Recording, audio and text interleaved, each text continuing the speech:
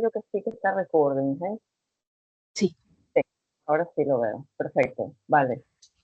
Bueno, profesor, entonces, si quiere empezamos la entrevista. La entrevista va a ser en inglés, entonces empiezo en este mismo momento. Professor Ventura-Medina, thank you very much for your time. I know that you are currently in a working trip. So this meeting is in the framework of the Ignite project. It's a project to reduce gender disparity in STEM from kindergarten to professional life. This project is to build connections and develop network for interdisciplinary collaborations. I'm going to formulate some questions, so you are free to answer them or not, or even withdraw this interview if you consider necessary. Please let me know if I can record our conversation. Yes, of course you can. Yes, not a problem. Thank you. Thank you, Professor. I would like to start asking about your background. My background. So I am a chemical engineer by training and did my bachelor's and master's and PhD in the area of chemical engineering and minerals processing later on. And did do a bit of a postdoctoral experience in that area, and then move on to doing training for secondary school mathematics education in the UK. And after that, then I took a position, actually, an academic position in the Department of Chemical Engineering at the University of Manchester, where I was what is called an education-focused academic. And in that space, then I started developing a lot of my pedagogical and innovation in education expertise, which led me to also doing research in that area. And then now I am a professor of STEM innovation in STEM education at the University of Eindhoven in the Netherlands, at the TU. Thank you, Professor. Professor, I would like to know, well, your STEM, the STEM in which you are working is, or started, was chemistry. What attracted you to this field initially? I don't really know. I suppose as a young person, I thought that there was, like many others, I was good in school at chemistry and mathematics. And then when I had to choose a pathway to go into university, then I decided to try something that was not necessarily either of the two disciplines, pure mathematics or pure chemistry, but something a bit that was a bit of the mixture. And part of that, I think, is because engineering, chemical engineering in my case, which I wasn't very aware of what it really was and what it entailed at the time, I must say also, sounded attractive just because of the combination of the name. That's pretty much it. It sounded something also that might have more of a potential for a good career later on, or and a good way also to develop myself. So I would say that a lot of it was a bit of luck. A lot of it was a bit of what the topics that I was good at school, at high school, and then what I thought was potential opportunities for later on in life. Yeah. Thank you, Professor. That sounds great. Now, what is your current research about? My current research is really in the space engineering education, and it's very much that I have. My core research is perhaps in the area of team learning and more specifically regulation of team learning and student self-regulation of learning. But I also have quite a lot of interest in different areas, and more globally, skills and competencies is an area that I'm interested in engineering education. Having said that, of course, there is a lot of things that impact the ability of the students to learn and have a good experience, a good learning experience at universities. And that area, I have done a lot of work, not only in innovation, in pedagogy, but also and how teams work and how students learn in teams and how they maybe solve problems, which has also been part of my skills work, but also issues around academic and social integration of the students, for instance, coming from minority backgrounds in STEM, and that includes women as well as other minority backgrounds. In engineering, still women, although not in all the cases, but in many cases, women are relatively a minority group, or most of the times are considered still a minority group, sadly. And so some of the work that I'm currently doing also is about this transitioning between secondary school and higher education. I haven't done a lot of work on outreach and what are the best ways to perhaps capture students, but I always, in my research, in a sense, interface and have discussions with people who work in developing programs in that area. And also I'm interested in the space of professional development and more recently professional development of the teachers. So how is it that we go about developing the educators in higher education to fulfill the roles that are necessary for students to develop certain capabilities or certain competencies. For instance, we talk a lot about the responsible engineer and the engineers that are aware of social responsibility, and that is very much at the interface with issues around sustainability. And so one of the projects that I have currently PhD students working in that space is teaching or developing educators' capabilities to actually face up the challenge of education for sustainability. Likewise, the projects that I'm involved in, which are around issues of equity, diversity, and inclusion, because again, we with the over the years, higher education has become a space where there is more diverse students. And in that sense, there are new challenges coming along.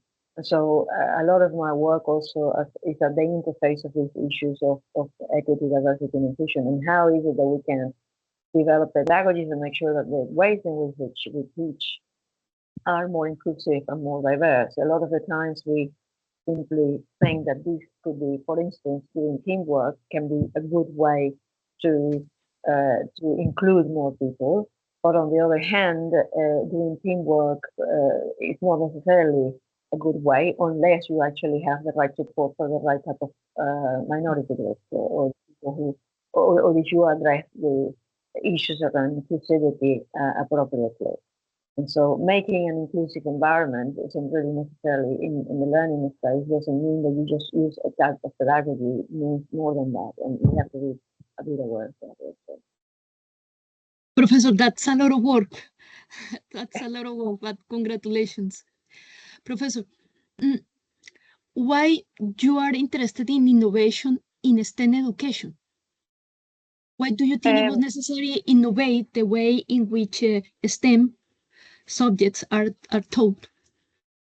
I think that most of it comes from my own practice, observing how students learn and the difficulties that sometimes come about in them grasping some concepts. So one part of it is that. Part of it is that, as I mentioned before, as time goes, we have more widening participation options. So there are a much bigger variety of students coming into higher education, which means that we also have to adapt the ways in which we teach, or rather the ways in which we get students to learn. And that mostly has brought me to the space of innovation and trying new things or different things in practice, and then trying to also, in the research space, ascertain and gain evidence that demonstrates whether or not some things that you change in the practice work, and to what extent they work and how they work. So that's basically what has brought me to the space of innovation in STEM and doing research in innovative teaching practices. Okay, Professor, yeah, it's really necessary. Now, how did you know about the Irene Curie program? What attracted you to apply to this program? So for the identity program, it was really the position that was brought to my attention in reality, and it was advertised at the time. So a current colleague of mine contacted me. I was in another institution at the time, working in the UK at Strathclyde University, and a current colleague contacted me and said, "We have this opportunity, this new job. We're looking for somebody who is precisely looking at innovation in STEM education, who has a research portfolio in that area." And so a lot of the work that I have done actually fitted quite nicely in that space. And he mentioned that, of course, they were looking particularly for some female applicants. Because the university was interested in reducing the gap between, or increasing rather, the number of academic staff who were females, who were women in engineering. And that you go back to the issue that, well, we still have many more men than women in engineering. And that doesn't mean only in, of course, in the industry, but also in academia, because there is still very few females or women coming into studying STEM subjects. At the beginning, I'm going to say also that I had my doubts when the position was advertised in such a fashion, because I thought, well, maybe it becomes not the case that I will get the position because I am sufficiently good for the position, so not on the basis of the merit, but on the basis of the fact that I am a woman. And having said, the notion would be that I will be competing with other women. So ultimately, presumably, the selection is still done in merit, right? And ultimately, then I decided to apply. The other thing that I must say then is that, of course, Irene Curie is a name that really inspires. And so I was quite happy to think of, well, if I were to get a position that where I have a fellowship, an Irene Curie fellowship, that really is something that is inspiring, I suppose. The Curie family on its own carries a lot of emphasis on women and in science, and I think that was a nice thing as well. Professor, yeah, that's interesting story, and I'm pretty sure that they get really competent fellows. Now, how long have you been doing research within the framework of this program? In this particular program, I joined the university in this position as an Irene Curie fellow, and almost 3 years ago. So I have been working at Eindhoven 3 years ago. One thing that I must say that was also very attractive, and in this case, was the fact that the Irene Curie fellowship came with some significant financial support for doing research.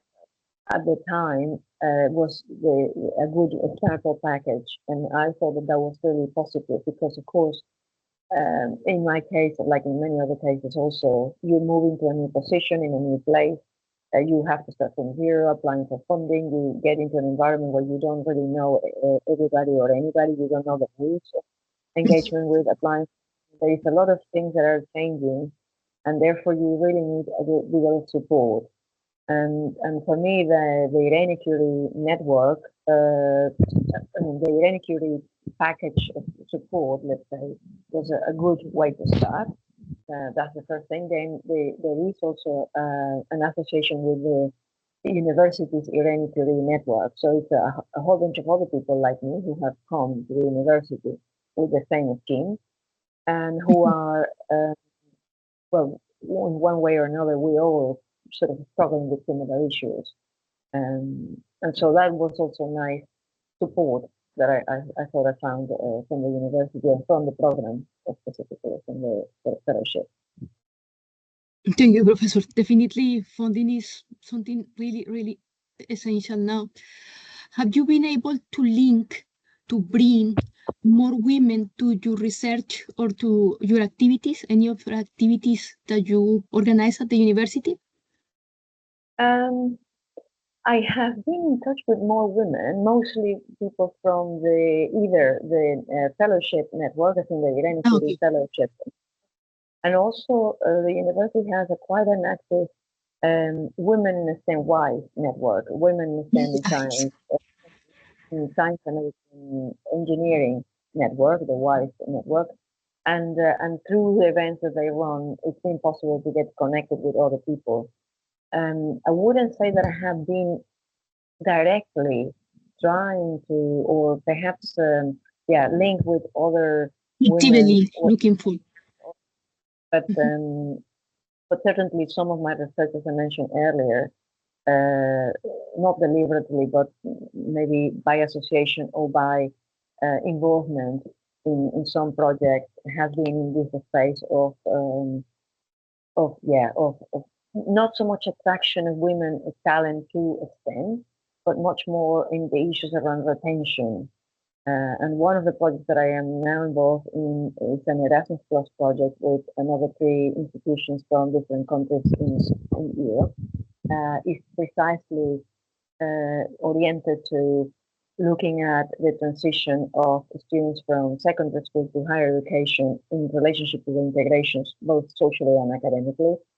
And the focus for Eindhoven, the focus that I chose to look at in our case was exactly women. So we're trying to make sure that we do interventions in the first year courses in both chemical engineering and also innovation science and innovation engineering, industrial engineering and innovation science, where programs where we're trying to target specifically support for women coming into this program. Yeah. Well, you already attract my attention to your work.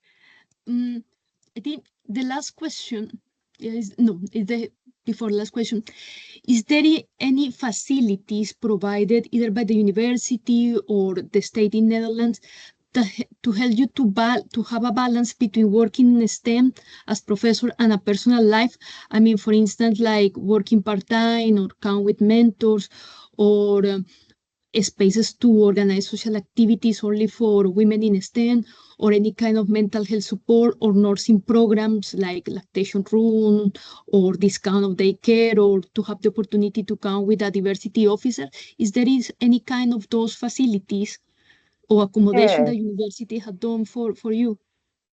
yes. I mean, I think that the university has pretty much all these things that you mentioned. For instance, we do have, and I don't think that in a sense they have been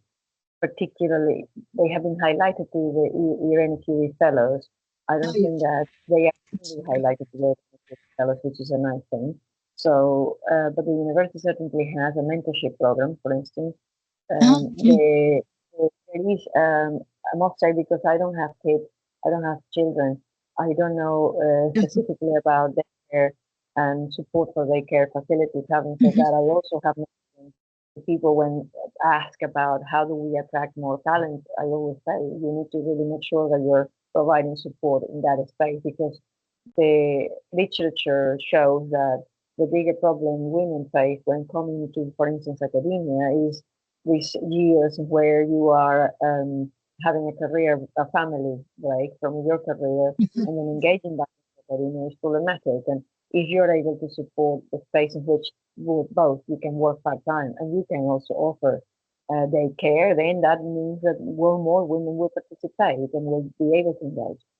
The university also has, and as a matter of fact, I think we do have quite a lot of my colleagues work part-time, and this could be they have mostly family responsibilities.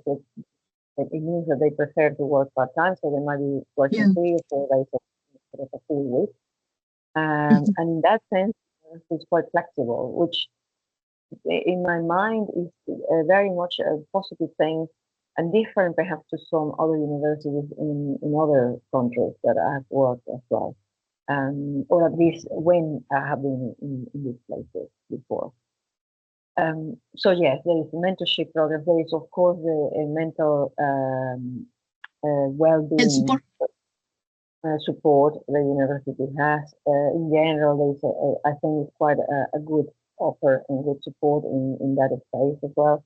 I haven't really used it, but I know of colleagues also who have been supported with these well-being programs. I think that there is quite a good support really in TU Eindhoven for that, not only, as I said, not only for women, for staff in general. Perhaps one thing to say is that as an NCD fellow, then you get quite quickly pointed into all these support. Thank you, Professor. That's really good. That helps a lot. I think, yeah, and definitely, yes, this is my last question, is what is your impression about the gender gap in STEM in the other countries where you have worked? For instance, in Venezuela, your hometown. So, well, my impression, I haven't been to Venezuela for many years now, Yeah, and I I'm know. a bit Yeah. the realities, the current realities of the country, but I'll talk a bit about my experiences before. I think that the gender gap in STEM continues to be a problem. I think it is a problem that we're more aware of and that we are trying to do a bit more about. So the changes are in the pipeline. Probably the changes are not as rapid as we would like to do. There is a lot of the times I feel that when we talk about gender gap in STEM, there is also this reaction about why do we need to do anything specific or special for women? And my context case is always the same, that until we actually have nurtured enough the idea of women becoming into a STEM subject, and that becomes more than an exception in a sense. So until we are actually making sure that women earlier on, young females are aware of the fact that these are options for them, that are options that are very valid also in career, then we still need to do something, some patch-up work, as it were. We need to really have some alternative and some schemes of which we try to really shorten the gap. And for instance, the Irene Curie is one of them. There are other schemes and other areas that we, generally speaking, in education is working towards. So on one hand, using measures and schemes that could be seen as positively discriminating in favor of women might be seen problematic in relationship to other males, but on the other hand, or men, but on the other hand, also I think that until we are really in a space where we're truly having a diverse split in STEM, then we need to really do something, and for that we need to really have programs, have awareness programs also. I think that this is more and more important. And we need to start not just in secondary school, because a lot of the times that is already a bit too late, but even in primary schooling. Some of the work actually that has been done in the past that I'm aware of by the Royal Academy of Engineering in the UK, for instance, indicate that there is a lot of forces that make students choose or not choose STEM. And for instance, the family can be one of them. In the case of, for instance, if we look at the education systems in the UK, secondary school, students have to opting to go into a STEM subject in university. They have compulsory education at a certain point, which is uniform across the board. And then is when they make a decision as to what subjects they follow onward.